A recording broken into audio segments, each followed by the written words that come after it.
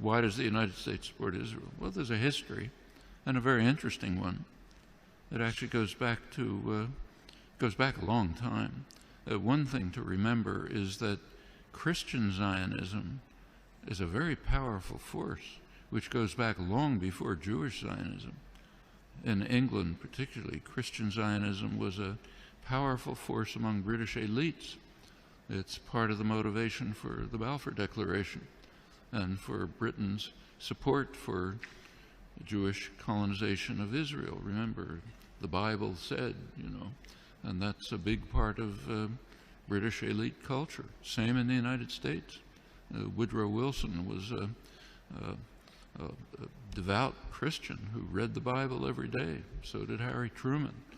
In the Roosevelt administration, one of the leading officials, Harold Ickes, once described the return of the Jews to Palestine as the greatest event in history.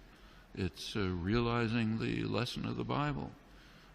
These are deeply religious countries in which the biblical commands, so-called, are taken quite literally. Also, this is just part of colonization. This is the last phase of European colonization. And notice that the countries that are most strongly in support of Israel are not just the United States. It's the United States, Australia, and Canada, the offshoots of England, Anglosphere sometimes called, unusual forms of imperialism. These are settler colonial societies, societies in which not like India, not like the British in India, say, societies, South Africa was a little like this, or Algeria under the French, settler colonial societies in which the settlers came in, essentially eliminated the native population, also driven by religious principles, very religious groups driven by Christian Zionism. Those are major cultural factors. There are also significant geostrategic factors. You go back to 1948, there was actually a split between the State Department and the Pentagon in the United States over how to react to the new state of Israel. The State Department was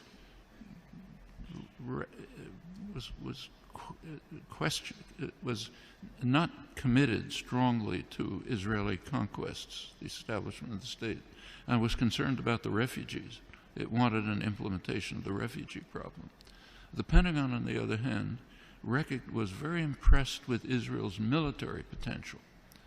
The Israeli military successes, if you look back at the internal record and declassified, the Joint Chiefs of Staff described Israel as the second largest military force in the region after Turkey and a potential base for U.S. power in the region. That continued. Can't run through the whole record, but in 1958, when there was a serious crisis in the region, Israel was the only state that strongly cooperated with Britain and the United States, and it won plenty of support from the governments and the military for that reason. 1967 is when the current relations with Israel were pretty much established. Israel performed a major service to the United States by destroying a secular Arab nationalism, a major enemy of the United States, and supporting radical Islam, which the U.S. supported. And it continues right until the present.